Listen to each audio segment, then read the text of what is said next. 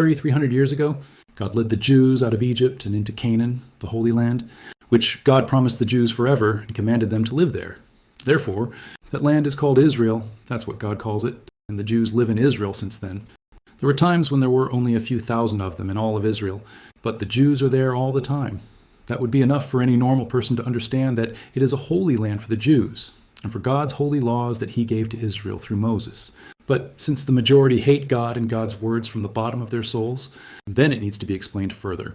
So Israel is in the Holy Land, founded 3,300 years ago. At that time, Israel was the only theocracy known to humanity, in which there is no human king, emperor, or president, but God is the only king, and Israel is governed by judges, according to God's holy laws. After about 250, 300 years, that is, 3,000 years ago, the Jews did evil in God's eyes and sought a Messiah, a human anointed king. The first anointed Messiah king was Saul, after him King David, after David, his son Solomon, and so on. Solomon builds the only temple of God that God said would ever be built. The only temple that God said where, when, and how to build. And that is the God's temple in Jerusalem. All other places of worship were built by people as and where they wanted. About 400 years after Saul, that is, about 2,600, 2,550 years ago, Babylon attacked Israel, destroyed the only temple of God, and took the Jews into captivity for 70 years. Most of them remained in Israel. After 70 years, the Jews returned to Israel and rebuilt the only temple of God and the state of Israel. After about 600 years, to be exact, in the year 136 AD, 1900 years ago, Israel was under Roman occupation. The Jews rebelled against the occupation. The Romans forbade them to keep God's law, after which the Romans attacked Israel, destroyed the rebuilt temple of God, and expelled the Jews from Israel. Again, some of the Jews remain in Israel. The Romans had a habit of crushing such major rebellions with fierce force, so they tried to destroy the history of such rebellious states. They tried the same with Israel, and renamed the land of Israel to Palestine, even though Palestine was never in the Holy Land and has nothing to do with Israel. God, and therefore the Jews and any biblically religious people, do not care what the pagan Romans call Israel. God calls that land Israel, gives it to the Jews as an eternal possession, and the pagan Romans can call it whatever they want. Those damn Romans even renamed Jerusalem to Aelia Capitolina. And as you can see, to this day, no one cares or has ever cared what the Romans call anything. Only God matters. So Jerusalem is Jerusalem, and Israel is Israel. Especially if you are religious and you don't hate God's words. After the year 136 AD, the Holy Land was ruled by the Romans, then the Arabs, the Crusaders, the Ottoman Empire, and then the British from 1918. Jews began to return to the Holy Land in large numbers in the 1800s, and even more after World War II in the 1940s.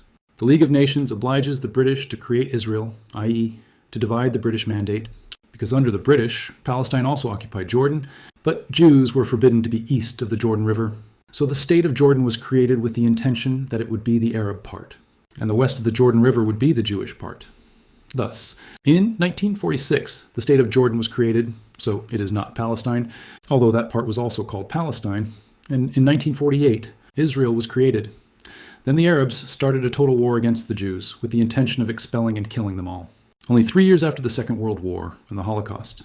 The Jews were then attacked by the Arabs, but also by Egypt, Jordan, Syria, Iraq, and Libya all at once.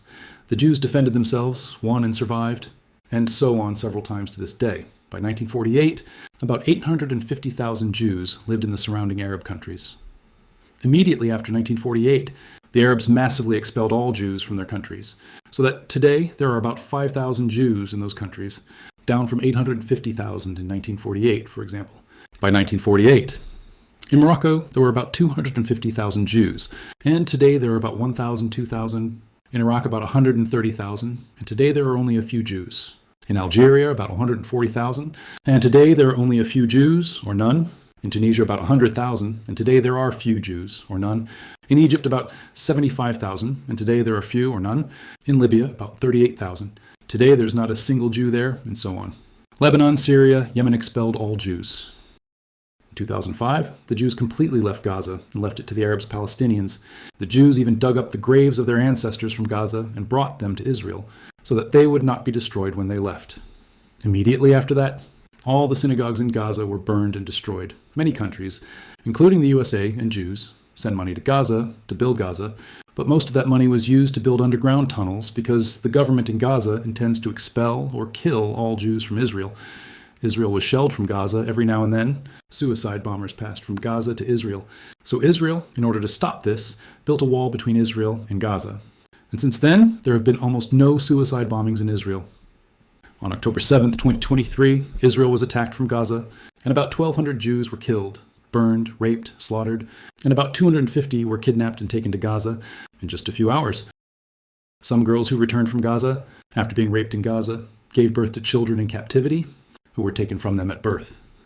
The Jews went to war against those who attacked them, and those who attacked them hid in those tunnels, leaving civilians on the surface to suffer from Israeli attacks. The God of Abraham, Isaac, and Israel is the only God. He is the only judge, and he will take revenge on all who hate the words of God, including the words he spoke about the Holy Land, i.e. Israel. All souls are in his hands, and the punishment is so great that man cannot comprehend even a part of that punishment. The prophet Joel 3, verse 2, I will gather all the nations and bring them down to the valley of Jehoshaphat, and there I will judge with them for my people and for Israel, my inheritance.